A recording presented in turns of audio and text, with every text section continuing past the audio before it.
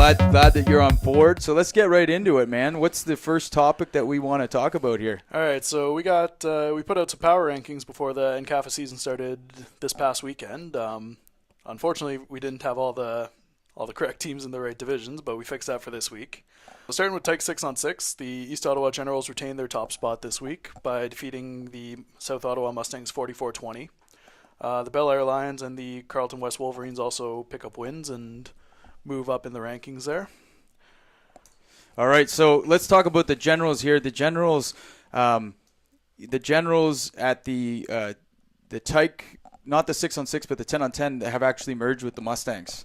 And, when two teams merge like that, potentially you've got a much stronger team. Yep. So we'll probably get to that. But right now at 6-on-6, they're separate. And what do you think, about the 6-on-6 type of play that they've introduced? For that age group, I think it's the right thing to do, just sort of get them involved in the flow of the game and get the players, get them just yep. playing football, right? Yep, exactly. I mean, at the end of the day, this game's about tackling, it's about running, and it's about taking snaps at that age. Yeah. So really, they're learning the fundamental skills, whether they're 10-on-10, and the transition into mosquito football after playing even 2 or 3 years at 6-on-6, I don't think is a big issue. Do you? No, I don't think it's that big of an issue to add when they transition up to mosquito to add the extra 4 players aside. I mean, they're learning the basic positions. I mean, they're learning, like you said, passing, catching, running.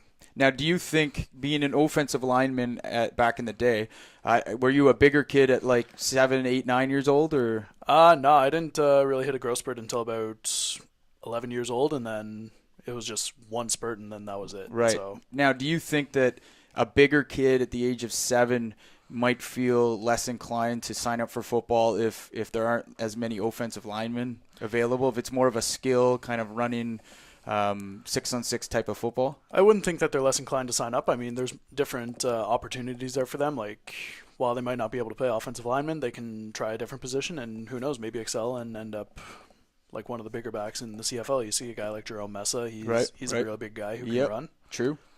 Yeah, that's a good point. I mean, I think at the end of the day, if teams are low on roster numbers, putting them together or playing 6-on-6 is a good solution, because at the end of the day, we want the kids playing football, and if we turn them away, then they're not going to be playing their sport. They're going to be playing something else. Exactly. It keeps the kids involved and keeps them within the sport. Right.